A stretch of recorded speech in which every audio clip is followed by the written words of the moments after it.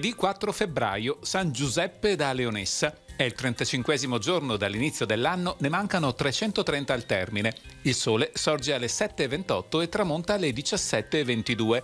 La luna si leva a mezzanotte e 18 e tramonta alle 10:59.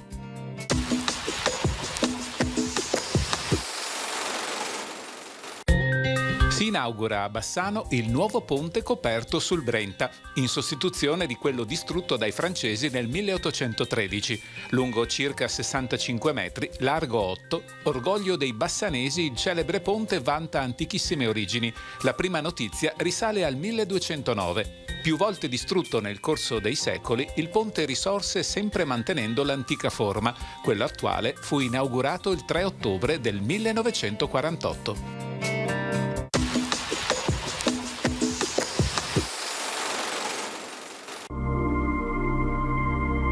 Le previsioni per domani. In prevalenza nuvoloso, molto nuvoloso, salvo possibili parziali schiarite, specie sui settori dolomitici. Probabili nubi basse, foschie o locali nebbie in pianura e in qualche fondovalle, specie durante le ore più fredde. Precipitazioni assenti. Temperature minime stazionarie o in ulteriore aumento. Massime in ulteriore aumento in pianura, in calo sulle zone montane.